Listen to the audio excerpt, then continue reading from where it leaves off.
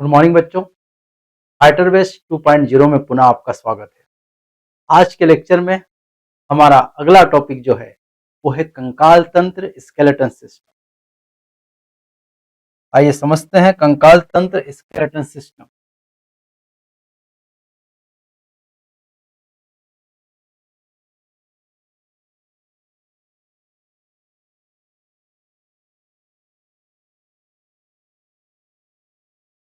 कंकाल तंत्र skeleton system तो मनुष्य का मतलब हमारा जो कंकाल है वो बना होता है दो पदार्थों का। वो दो पदार्थ है अस्थि और उपास्थि। कंकाल बराबर अस्थि बोन प्लस उपास्थि कार्टिलेज।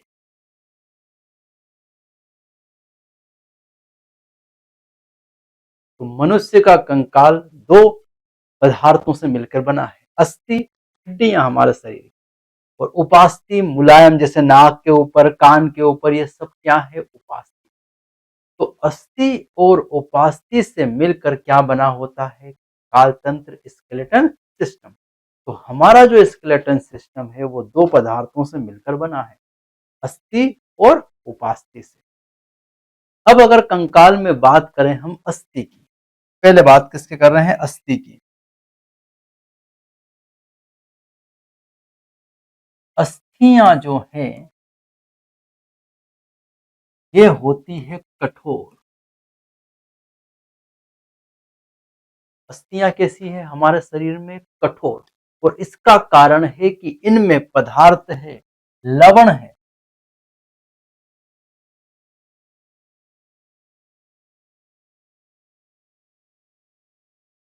कैल्शियम के क्या है? लवण। कैल्शियम जो हमारे अस्थियों में उपस्थित है, कैल्शियम के क्या है? यहाँ पर लवण। और इसी कारण अस्थियां कैसी हो गई है? ठोस या कठोर हो गई है। और यही हमारे शरीर को यांत्रिक सहारा देती, हम खड़े हो पाते हैं, चल पाते हैं। ये सब कठोर है किसके कारण? अस्थियों के कारण। दूसरा भाग है हमारा उपास्थि।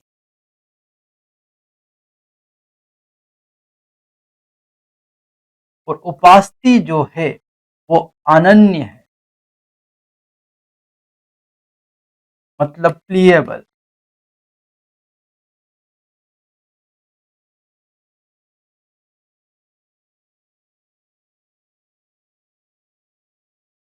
और इनमें लवण की जगह पर कॉन्ड्रेटिन प्रोटीन है।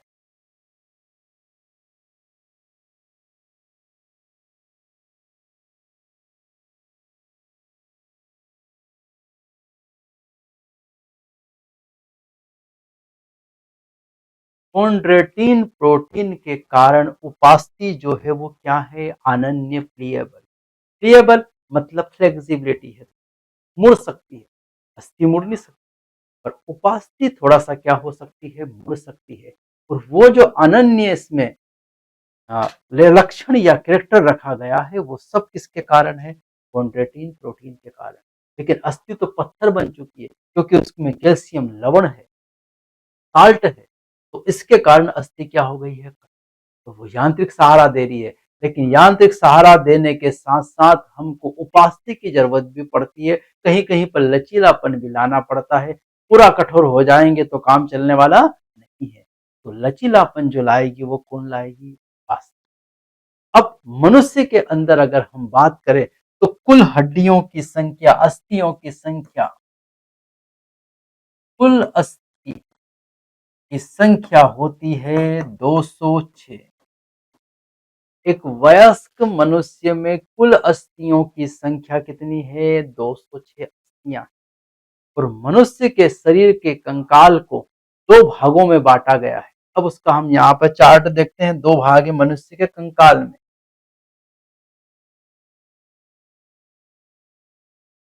यहाँ दो भाग हैं।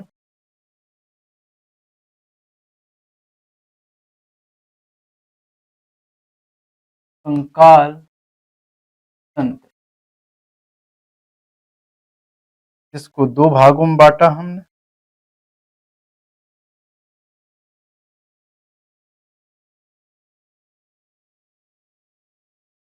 एक को लिया है अक्षीय कंकाल,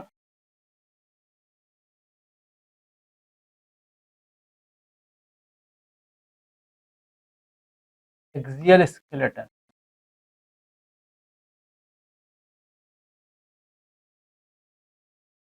दूसरे को लिया है उपांगीय कंकाल,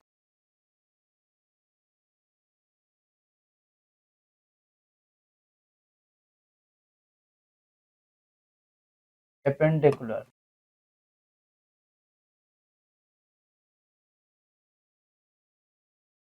स्केलेटन।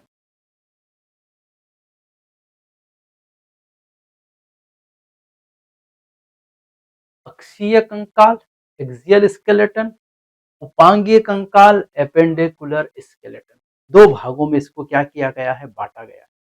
तो अब देखते हैं अक्षीय कंकाल में कितनी अस्थियां हैं और उनका थोड़ा सा एक छोटा सा क्लासिफिकेशन यहां देखेंगे अभी हम। अक्षीय कंकाल में आता है हमारा खोपड़ी,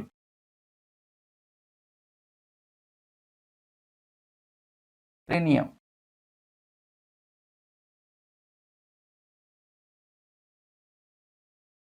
इसमें अक्षीय कंकाल में कुल अस्थियां हैं 80, उपांगीय कंकाल में कुल अस्थियां हैं 126, टोटल दोनों को मिलाकर कुल अस्थियां हैं 206। हो गया 206 का हिसाब किताब, बिल्कुल हो गया है।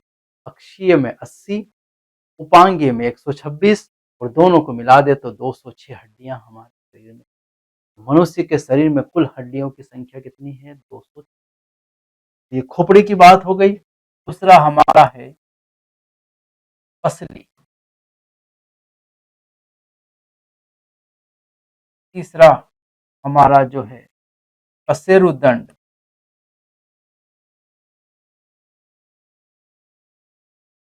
चौथा है पुरोस्त,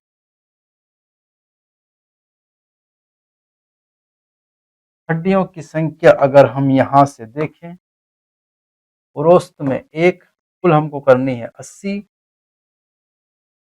कशेरुदंड में 26, पसली में 24 और यहां पर खोपड़ी में फिर बची हुई हड्डियां जो आएंगी वो कहाँ आएंगी, खोपड़ी में 29।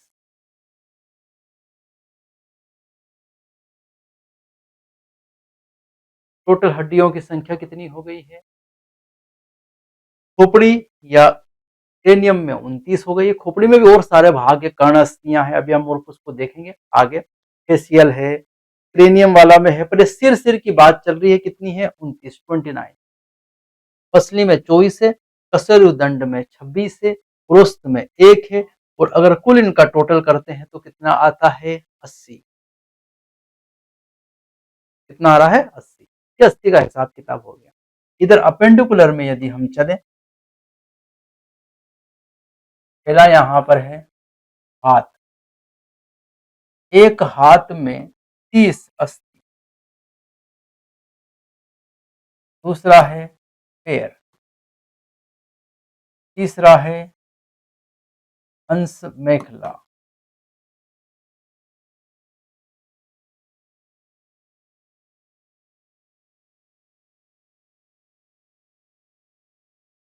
चौथा है श्रोणी मेखला,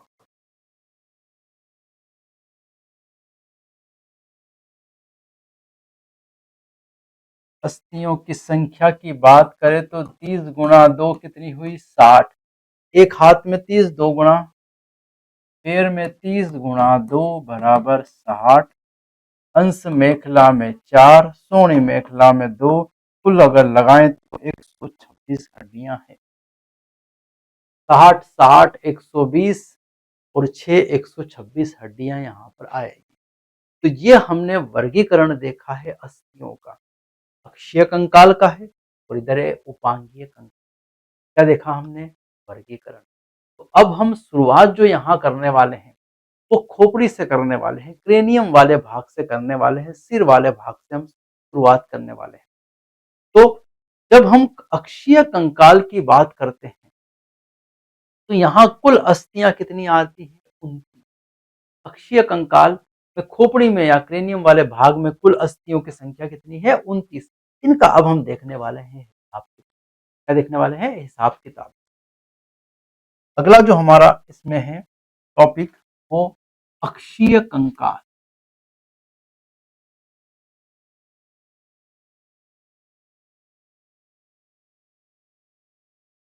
अक्षीय कंकाल या एक्सियल स्केलेटन। कुल अस्थियों की संख्या यहाँ पर कितनी है? 80।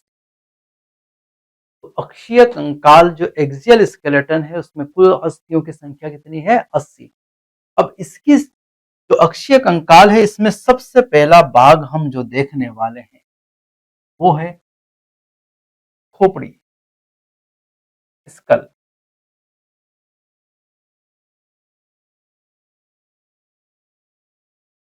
या स्कल, खोपड़ी या स्कल में कुल अस्थियों की संख्या कितनी आ रही है? 29। तो हम इसका एक चित्र देखेंगे और चित्र के माध्यम से यहाँ समझने वाले हैं 29 हड्डियों का हिसाब किताब। इसका हिसाब किताब देखने वाले हैं 29 हड्डियों। चलो इसका चित्र हम जो यहाँ से देख लेते हैं। ये चित्र यहाँ पर मैंने ड्रॉ किया है। इसी चित्र से कई सारी बातें हम यहाँ से समझने वाले हैं। देखो यहाँ पर ये खोपड़ी का चित्र है। इसका चित्र है खोपड़ी का। इसमें अलग अलग अस्थियों के नाम लिख देता हूं मैं। यहां पर है फ्रंटल,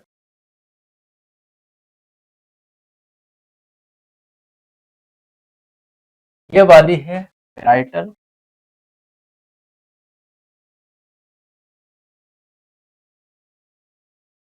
पीछे वाली है ऑक्सीपिटल,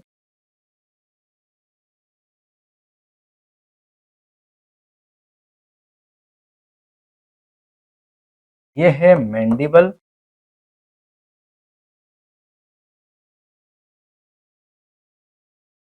निचला जबड़ा, ये है मैक्सिला,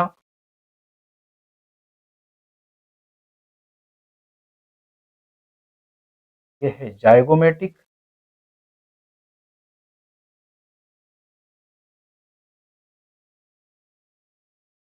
जाइगोमेटिक आर्क,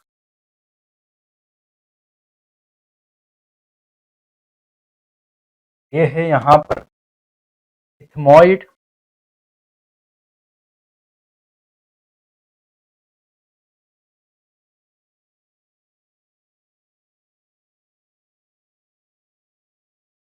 और यहाँ पर है ये स्फिनॉइड।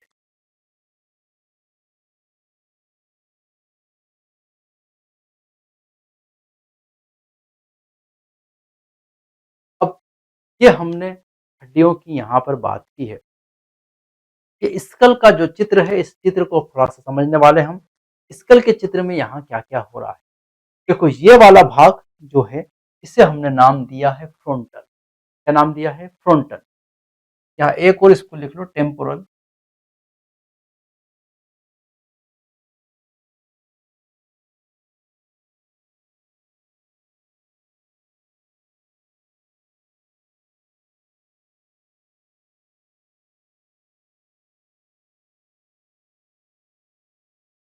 चलो ये सामने वाला ये वाला भाग जो कपाल जहां लगातार आपको सिर दर्द बना रहता है वो हड्डी कौन सी है? फ्रंटल। क्या है वो? फ्रंटल।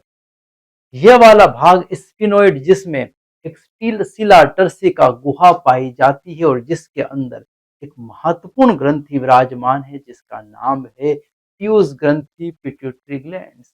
वो स्फिनोइड अस्थि में है यहाँ पर। ये दोनों तरफ ये वाला भाग सिर का इसे कहा जाता है पेराइटल। फ्रंटल एक अस्थि है, पेराइटल कितनी है? 2 अस्थियां। पेराइटल कितनी है? 2। तो फ्रंटल एक है, पेराइटल कितनी है? 2 अस्थियां हैं। ये दोनों साइड में है। स्फिनॉइड भी एक अस्थि है। टेम्पोरल यहाँ पर कितनी अस्थियां हैं? 2। ये यहाँ वाला भाग है टेम्पोरल। और उसके नीचे यहाँ वाला पीछे वाला भाग जो सिर का है जिसे क्या कहा जाता है, ऑक्सी, क्या नाम दिया है, ऑक्सीपिटल। और एक ये अस्थि है जिसको नाम दिया है हायोड अस्थि, क्या नाम दिया है, हायोड अस्थि। क्यों आकार की अस्थि है जिसे क्या नाम दिया है, हायोड अस्थि। और ये जो हायोड अस्थि है इसी से हमारी टंग या जबान जुड़ी होती है। टंग या जबान हायोड अस्थि से क्या होती है, जुड़ी हुई। मैंडिबल ये है निचला जबड़ा जिसे हमने क्या कहा है, मैंडिबल। और मैक्सिला हमने कहा है ऊपरी जबड़े को क्या कहा है। यहाँ होती है नेजल अस्थि, यहाँ नेजल बोन भी है। यहाँ जो होती है वो कौन सी है, नेजल बोन, नेजल अस्थि।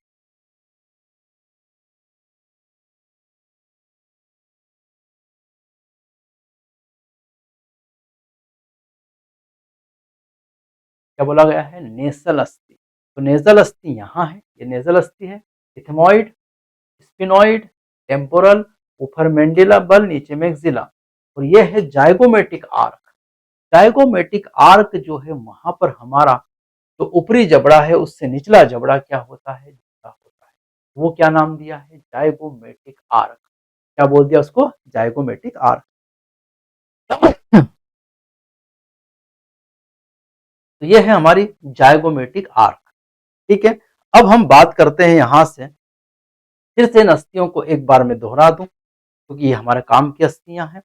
इनका हिसाब किताब हम लगाएंगे आगे, किस तरह की अस्थियां हैं, कहाँ कहाँ कौन कौन सी अस्थियां पाई जाती है। फिर से मैं आगे एक बार इनका हिसाब किताब बताऊंगा। अभी मैं इस डायग्राम से इसको समझाने का प्रयास कर रहा हूँ, फिर से समझे। यहाँ पर तो ये सामने वाली एक अस्थि कौन सी है, फ्रंटल।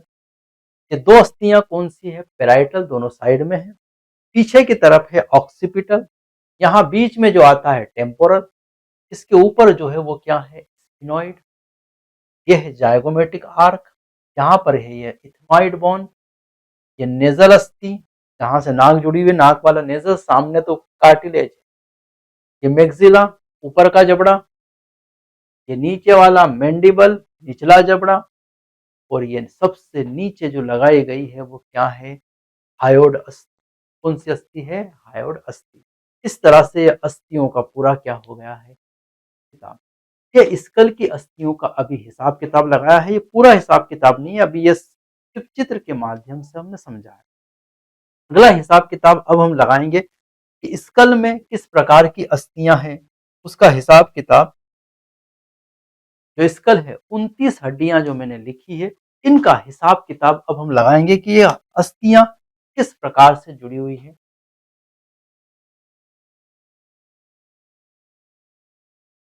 पहला जो हमारा है यहाँ पर खोपड़ी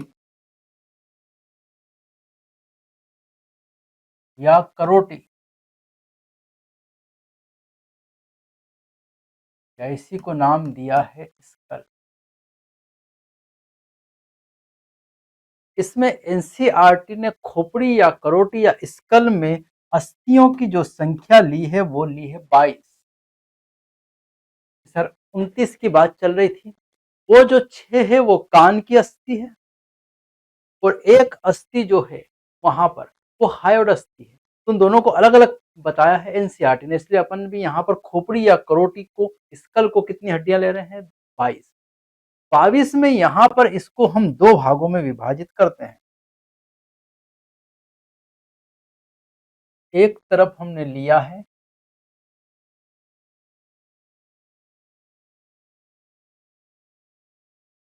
चेहरे की अस्थि,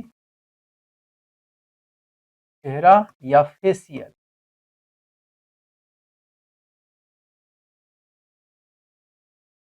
और दूसरी तरफ हमने लिया है क्रेनियम। फेसियल में अगर हम बात करें तो कुल अस्थियों की संख्या कितनी है, 14। और क्रेनियम में कुल अस्थियों की संख्या कितनी है, 8। 14 और 8 दोनों मिला दे क्या बन जाता है, 22। तो कुल अस्थियों की संख्या यहां पर कितनी हो गई है, 22। 14 धन 8, इसमें 14, ये जो 14 अस्थियां फेसियल की है इसमें एनसीईआरटी ने बस वही जो हमने जो डायग्राम डिस्कस किया अभी, उसी डायग्राम में जो हमने देखा अभी यहाँ पर, स्कल खोपड़ी का जो डायग्राम था, उसमें जो अस्थियां हमने देखी, मैंडिबल, मैग्जिला, ये सब जो है कहाँ की है, फेशियल। तो इसके अलावा और एनसीईआरटी ने कोई जिक्र नहीं किया। इन 8 अस्थियों की बात करें तो यहाँ पर हमारे पास क्रेनियम में हमने जो अभी स्कल जो देखा, खोपड़ी का जो संरचना देखी, उसमें पहली है हमारी फ्रंटल, जिसकी संख्या है 1। दूसरा हमने देखा पेराइटल, जिसकी संख्या है 2। तीसरा हमने देखा टेम्पोरल, जिसकी संख्या है 2। Frontal, parietal, temporal. दूसरा है ऑक्सीपिटल,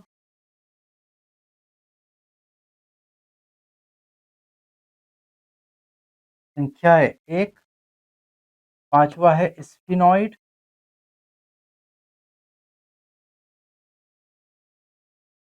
संख्या है 1। छठा है इथमॉइड, संख्या है 1।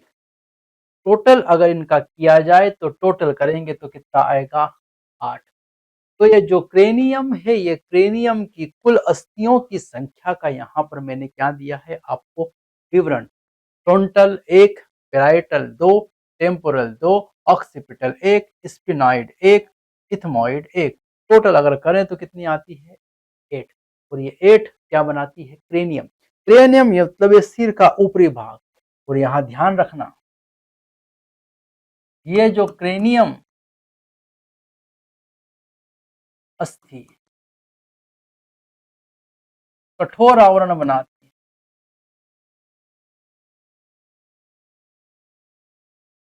जो मस्तिष्क की रक्षा करता है।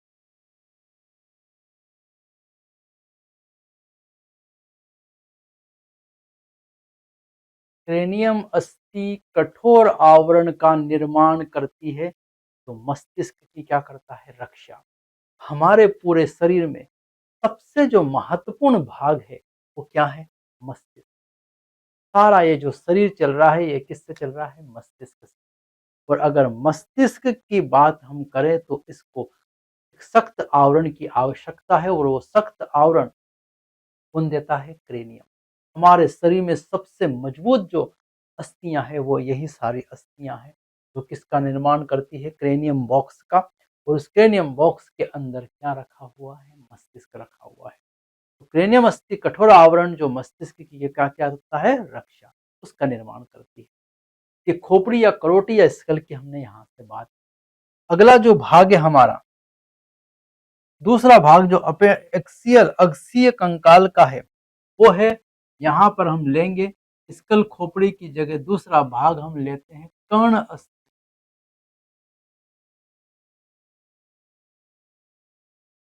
संख्या में होती है 6। इनके नाम भी लिख लेते हैं।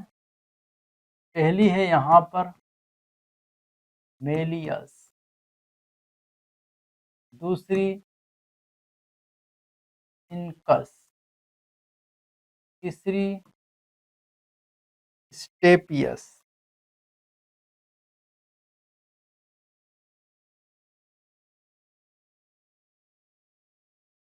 संख्या में 2, 2 और 2।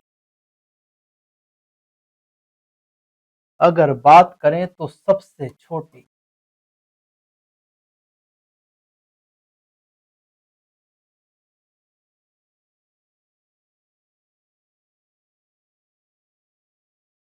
तो कर्ण की अस्थियां, कान की अस्थियां, एक कान की अस्थियां कुल कितनी है, 3। Malleus, incus, stapes. और एक कान में 3, तो दूसरे कान में 3, और 3 मिलाकर कितनी हो गई, 6। तो कर्ण अस्थियों की संख्या कितनी है हमारे पास, 6 है। Méliès 2, incus 2, स्टेपियस 2। और एक बात आपको ध्यान रखना है कि हमारे पूरे शरीर में सबसे छोटी अस्थि जो है, पूरे शरीर में अगर हम बात करें तो सबसे जो छोटी अस्थि है वो कौन सी है? स्टेपियस। हमारे शरीर में सबसे जो छोटी अस्थि जिसको हमने नाम दिया है वो क्या है? स्टेपियस है यहाँ पर। ठीक है, ये कान की अस्थियां हो गए हमारे। अगला भाग है यहाँ का हमारा, एक अस्थि है जिसका नाम है हायोड अस्थि। संख्या में कितनी है? एक। इसका आकार यू आकार। इस हायोड अस्थि का आकार कैसा है? यू आकार की है। हमने डायग्राम में भी देखा है। इसका आकार कैसा है? यू आकार की है। ये जीहा, टंग के आधार पर उपस्थित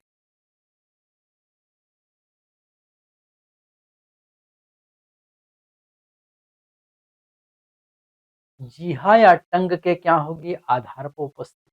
मतलब हमारी जो टंग या जीहा है वो जो जुड़ी हुई जिस अस्थि से उसका नाम है हायोड अस्थि। क्या नाम है? हायोड अस्थि। तो पहला प्रश्न होगा हायोड अस्थि का आकार कैसा होगा? यू आकार होगा। दूसरा, हायोड अस्थि कहाँ होगी?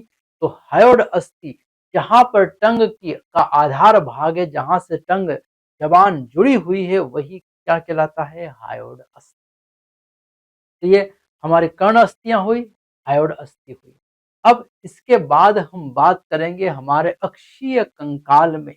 अक्षीय कंकाल में अगला भाग जो हमारा रहेगा वो रहेगा कशेरुकी। क्या है अगला भाग हमारा? कशेरुकी। लेकिन उसको समझने से पहले हम इसको जो हमने अभी तक पढ़ा है इसको किससे टेली कर लें? एक बार एनसीईआरटी से हम देख। तो अब हम एनसीईआरटी से पहले इसको टेली कर लें, फिर इसमें आगे चलेंगे हम।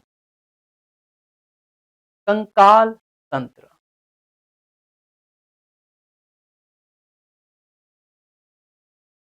Skeleton system.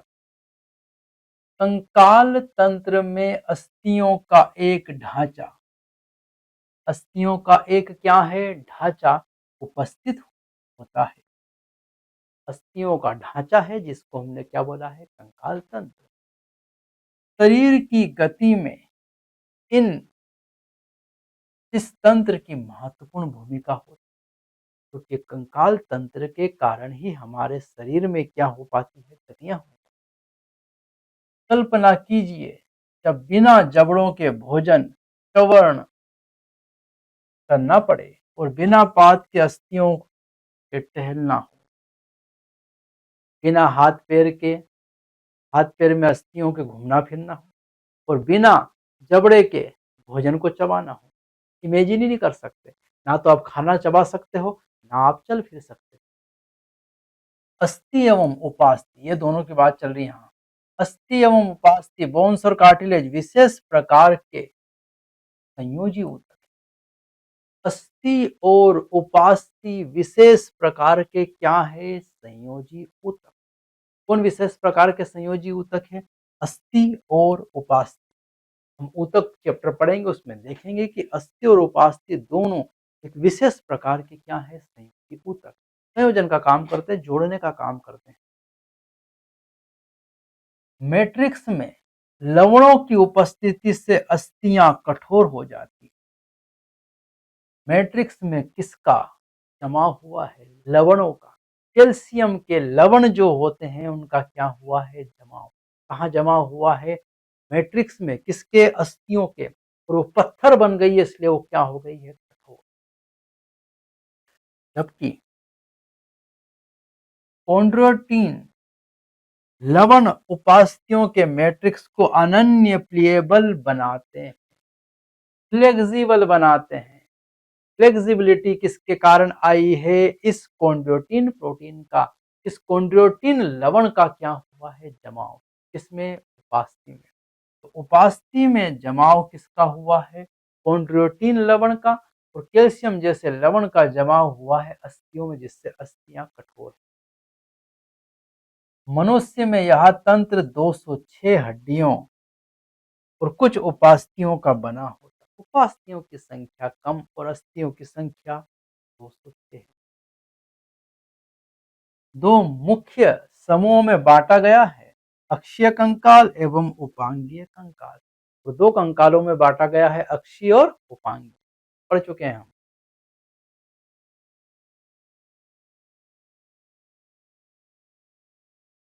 तो हम पहले बात करेंगे अक्षीय कंकाल।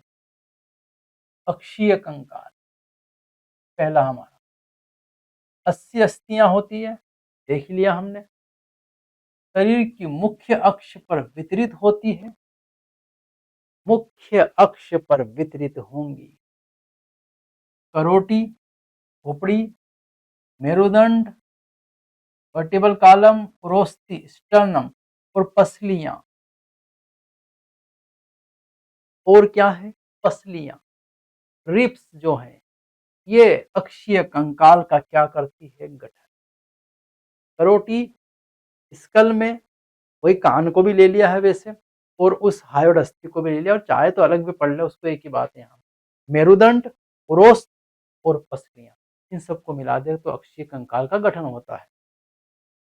करोटी जिसका चित्र दिया है, अस्थियों के दो समुच्चय है यहाँ पर, एक कपालीय क्रेनियल अस्थि और दूसरा आननी फेसियल से बना है। आननी मतलब फेसियल, और जिसका योग आता है 22। तो करोटी में दो है यहाँ पर लिया इनने, कान को और दोनों को अलग कर दिया, और इधर कान का भी जिक्र किया इन्होंने एनसीईआरटी। तो ये अलग अलग हो सकता है, पर एक बात याद रखना आपको, यहाँ का याद रखना कि करोटी में दो भाग है, कपालीय अस्थियां और फेसियल चेहरे वाली 22 योग। कपालीय अस्थियों की संख्या 8, कपाल में कितनी है? 8, और मस्तिष्क के लिए कठोर रक्षक बाह्य आवरण बनाती है, कपाल बनाती है। तो कठोर आवरण जो कपाल बनाती है वो मस्तिष्क की क्या करता है? रक्षा, जो अभी अभी पढ़ के आए हैं। आननी भाग में 14 कंकाली अवयव स्केलेटन एलिमेंट्स होते हैं, जो करोटी के सामने का भाग बनाते हैं। करोटी के सामने का मतलब ये वाला भाग बनाने का निर्माण करते हैं। 14 फेसियल अस्थि है, आननी अस्थि है, ठीक है। और आगे चलें, ये वही डायग्राम है खोपड़ी का। चलो इसी को थोड़ा एक बार और समझ लें यहाँ से, ये वही खोपड़ी का डायग्राम है। ये रहा फ्रंटल 1, ये रहा पेराइटल 2, ये रहा टेम्पोरल 2 अस्थियां हैं, ये रहा स्पिनोइड 1 अस्थि, ये रहा एथमोइड 1 अस्थि, और यह रहा ऑक्सीपिटल 1 अस्थि। कितनी हो गई टोटल मिलाकर? 2, 3, 4, 5, 6, 7 और ये 8। और ये 8 अस्थियां मिलकर किसका निर्माण करती है? कपाल या क्रेनियम का निर्माण करती है, जो यहाँ दिया है। इसके अलावा इधर जो दिख रही है सब आपकी कौन सी है? फेसियल, अनन्य फेसियल चेहरे का निर्माण करती है, जैसे लेक्राइमल अस्थि, नेथल अस्थि, नेजल बोन, जाइगोमेटिक अस्थि, मैक्सिला ऊपर की, मैंडिबल, ये सारी अस्थियां, और भी उन्होंने अस्थियां हैं यहाँ पर 14 आती है टोटल। टोटल जो ली है, कितनी ली है यहाँ पर? 14। तो 14 अस्थियां मिलकर किसका निर्माण करती है? फेशियल चेहरे का क्या करती है? तो एक यहाँ पर आपको दी है हायोड अस्थि, अलग से दी है। कौन सी अस्थि? हायोड अस्थि। यहाँ से टंग जुड़ी हुई है और इसका आकार कैसा है? यू आकार है। ये यू आकार की कौन सी अस्थि हो गई? हायोड अस्थि। चलो अब और आगे चले इसमें।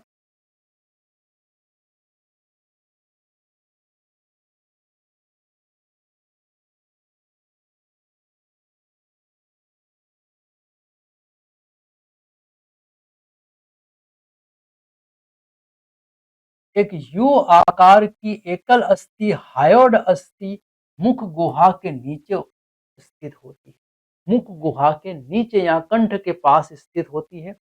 हायोड अस्थि जिसका आकार कैसा है? यू आकार है। और यह भी कपाल में ही सन्निहित, इसको भी कपाल में ही सन्निहित किया जाता है, करोटी के अंदर ही इसको शामिल कर लिया है। वो कान वाली भी जो अस्थियां करोटी में शामिल है वो कपाल में ही सन्निहित है। प्रत्येक मध्य कर्ण में 3 छोटी अस्थियां होती है, मध्य कर्ण में, आंतरिक कर्ण, मध्य कर्ण में, मेलियस, इनकस, स्टेपी, और इन्हें सामूहिक रूप से कर्ण अस्थियां कहते हैं। कपाल भाग कशेरु की दंड के अग्र भाग के साथ 2 अनुकपाल अस्थियों ऑक्सीपिटल कोंडाइल की सहायता से संयोजन करता है। द्विकंदीय करोटिया डाइकोंडाइलिक, हमारा स्कल कैसा है, डाइकोंडाइलिक, क्योंकि खोपड़ी में 2 छिद्र होते हैं जिस पर हमारा खोपड़ी जो है, सिर जो है, वो कशेरु दंड वर्टिबल कॉलम में फिट होता है।